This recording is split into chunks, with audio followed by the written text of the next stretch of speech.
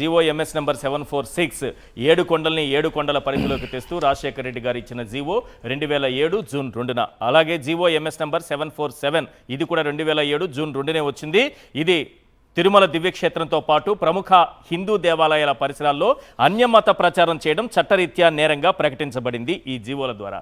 దీనిపైన చంద్రబాబు నాయుడు గారు ఏం చేశారో తెలుసా?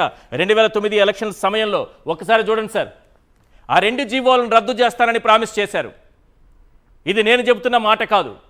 Promising to scrap the new government order 746 and 747 amid loud cheers as the Zivos were allegedly being used to attack Christians. Mr. Naidu promised to ఇది. Next ఇంకా ఉన్న ఆధారాలు 1-2 కాదు. నెక్స్ట్ చూపించండి ఒకసారి. ఇది another anti Hindu from Andhra. Another anti Hindu from Andhra. Hindu వ్యతిరేకి ఆంధ్రప్రదేశ్లో. ఎవరా అనదర్ హిందూ వ్యతిరేకి? చంద్రబాబు నాయుడు గారిని ఉద్దేశించి ఆ రోజు టి హనుమాన్ చౌదరి గారు చంద్రబాబు నాయుడు గారికి రాసినటువంటి లేఖలోనే అంశం. ఆయనకు ఒక లెటర్ రాశారు. ఏం రాశారు, ఎందుకు రాశారు? ప్రజ్ఞాభారతి అనేటటువంటి సంస్థను ఆయన నిర్వహిస్తున్నారు. ఆ సంస్థ చైర్మన్గా కూడా ఆయన వ్యవహరిస్తున్నారు. ఆయన రాసినటువంటి ఈ లెటర్లో చాలా స్పష్టంగా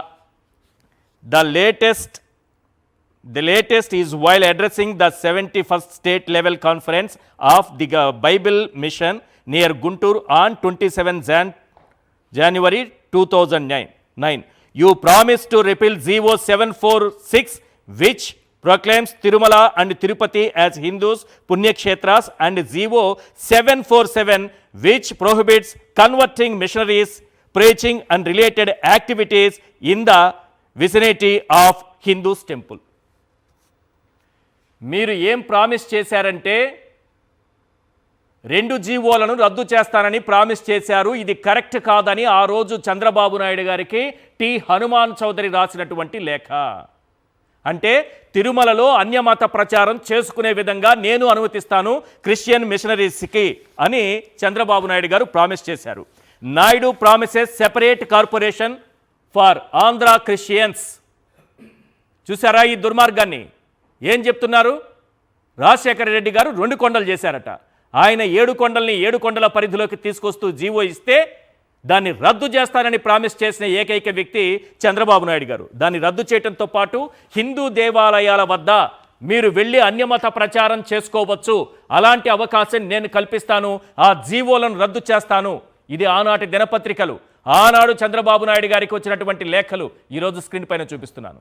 ఇప్పుడు పవన్ కళ్యాణ్ గారు అడగాలి చంద్రబాబు నాయుడు గారిని, ఇది నిజమా అని అడగాలి. ఎక్కడ అడగాలి? తిరుమలకి తీసుకెళ్ళి టెంపుల్ దగ్గర అడగాలి.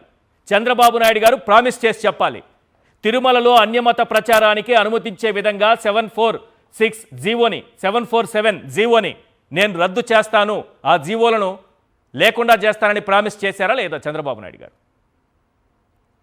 ఇలాంటి కుట్రలు చేస్తూ, ఇలాంటి ప్రామిసెస్ చేస్తూ హైందవ ధర్మానికి తానేదో న్యాయం చేస్తున్నట్టుగా, తాను లేకపోతే హైందవ ధర్మమే లేదన్నట్టుగా మాట్లాడుతున్నారు. పైగా ఇప్పుడు కొత్తగా జంతువుల కొవ్వు కూడా కలిపేశారు ఆరోపణలతో.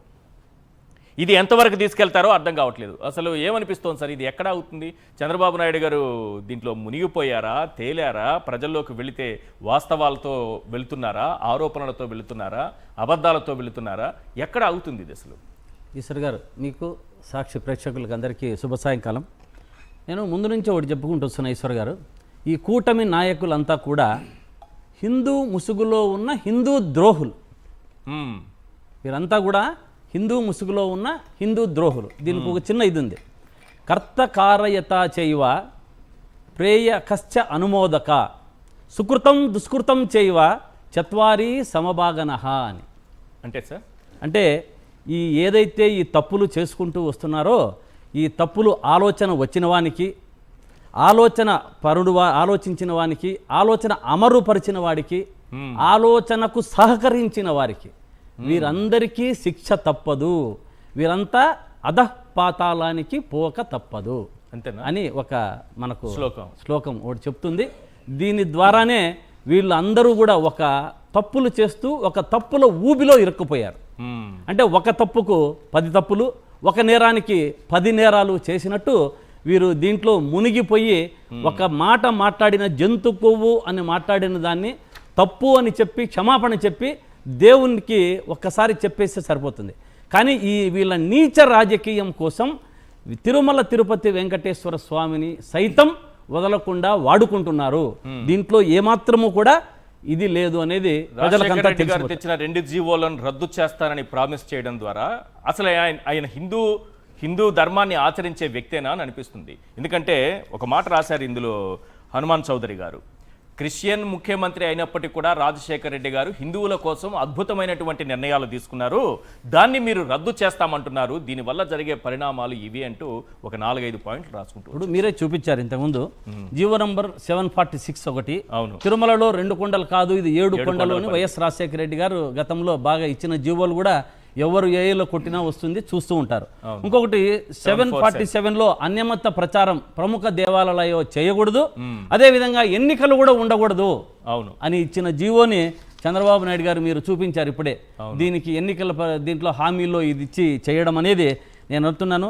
వీళ్ళ ప్రభుత్వంలో నేను చెప్పేది కూటమి నాయకులంతా ఒక డిక్షనరీలో ఒక పదం ఉంది, వాళ్ళే చూసుకోవచ్చు, బుర్కుటిత్త ముక్కులు అంటే నేను ఇంకా చెప్తే బాగుండదు, వాళ్ళు డైరీ చూసుకొని ఒకసారి దీనికి అర్థము పరమార్థము వాళ్ళే తెలుసుకుంటే మారుతారు అన్నది నా భావన. ఇంకొకటి ఈశ్వర్ గారు, ఈ అధర్మ పాలన, ఈ కూటమి ప్రభుత్వంలో అధర్మ పాలన 6 పాదాలపైన నడుస్తుంది. ఇది నేను ఎప్పుడు వినలేదే, ధర్మం 4 పాదాలపైన నడవడం నేను విన్నా. మీరు అది ముందు కాలంలో, ఇది కలికాలం అండి, ఇది ఈ కలికాలంలో ధర్మము 6 పాదాలపైన నడుస్తుంది. 3 కూటములు 6 పాదాలు. అంటే పాదానికి చంద్రబాబు నాయుడు గారి పాదాలు 2, పవన్ కళ్యాణ్ పాదాలు గారు 2, లోకేష్ బాబు గారి పాదాలు 2. ఇది 6 పాదాల పైన అధర్మము నడుస్తుంది.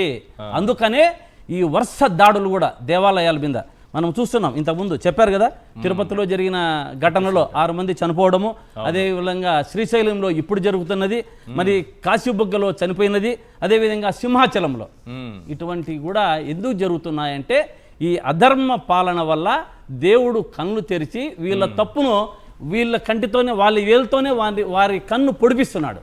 ఇప్పుడు చాలా చూసాం. అలిపిరి బాంబు ఘటన తర్వాత చంద్రబాబు నాయుడు గారు ప్రాణాలు బయటికి వచ్చేసి నాకు పునర్జన్మ వచ్చింది అని చాలాసార్లు మనం చెప్పాం. కానీ ఎందుకంటే అంత పెద్ద బాంబ్ బ్లాస్ట్ నుంచి బయటపడడం ఆ భగవంతుడి ఆశీర్వాదాలతోనే జరిగింది. కానీ చెప్పింది కూడా కరెక్ట్ గానే భావిస్తాను, నేను కూడా భావిస్తున్నా అదే పనిగా జరిగింది. కానీ చంద్రబాబు నాయుడు గారు ఇప్పుడు ఈ అధర్మ పాలనలో 6 పాదాల మీద దేశంలో వెంకటేశ్వర స్వామిని లడ్డును నీచ రాజకీయాల కూటం వాడుకుంటున్నారు అన్నది రాష్ట్ర ప్రజలకంతా అర్థమైంది. ఒకటి దీంట్లో 2 విషయాలు చెప్పేసా. జగన్మోహన్ రెడ్డి గారు వైఎస్ఆర్ కాంగ్రెస్ పార్టీ ఉన్నప్పుడు ఆలయాలపై జరిగిన వరుస దాడుల గురించి చాలా సందర్భంగా జగన్మోహన్ రెడ్డి గారు సిబిఐకి విచారణకు ఆదేశించారు వారు గతంలో అప్పుడు. కానీ కేంద్రం సిబిఐ విచారణ జరపలేదు. ఆ విచారణ జరిపి ఉంటే ఆ ఆలయాలపై కూడా ఎవరు దాడి చేసినది, టీడీపీ వారు దాడి చేశారన్నది స్పష్టంగా తెలిసిపోయేది. ఎందుకు అంటే చిన్న మచ్చుతునకగా మనము ఈ రామతీర్థంలో రామాలయాన్ని రాముని తలను పడగొట్టారు. కానీ విజయనగరంలో సాక్షాత్తు ఇప్పుడున్నటువంటి గవర్నరు 5 లక్షల రూపాయలు మన ప్రభుత్వం నుంచి A2కు చెందినటువంటి వ్యక్తికి ప్రభుత్వం నుంచి 5 లక్షల రూపాయలు ఇవ్వడం జరిగింది. అంటే దీనికి కారణం ఎవరు అనేది ఆ రోజు విచారణ జరిపింటే అది బయటపడేది, ఇది బయటపడేది.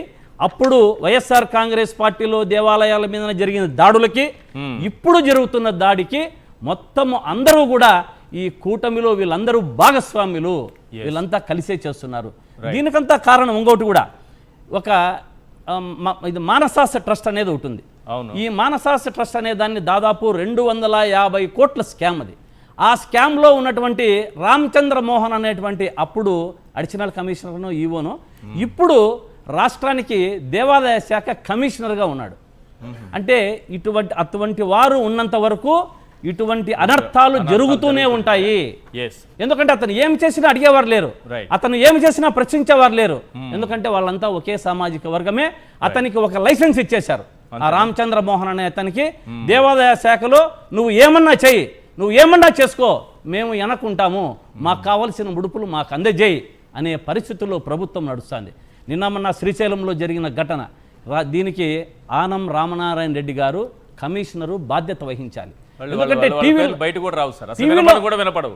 టీవీలో దేవాదాయ శాఖ మంత్రి ఉన్నారని భక్తులకి ఎవరు తెలియదు. అక్కడికి వెళ్ళి టీవీలో మాత్రం ఊపదంపుడు ఉపన్యాసాలు అలా చేస్తున్నాం ఇలా చేస్తున్నాం అంతా అక్కడ భక్షించడానికి తినడానికి మాత్రమే. కాబట్టి అదే జరుగుతుంది. అక్కడ కనీస సౌకర్యాలు కూడా లేవు. చూసాం ఇంతకుముందు మీరు చూపించారు. అక్కడ జరుగుతున్న చిన్నపిల్లలు అయితేనేమి స్వాముల్ని కొట్టిన పోలీసులు ఎలా కొట్టారు. అది దీనికంతా కూడా దేవాదాయ శాఖ దీనికి బాధ్యత వహించాలి. కమిషనర్ కానీ దేవాదాయ శాఖ మంత్రి కానీ దీని మీద బాధ్యత వహించాలి. ఇది తప్పదు. ఇది ఇటువంటి కార్యక్రమాలంతా జరుగుతున్నాయంటే వీరు 6 పాదాల మీద నడుస్తున్న అధర్మమే కారణము. దీన్ని కళ్ళు తెరిచి వాళ్ళు చూడాలి అని నేను తెలియజేస్తున్నా.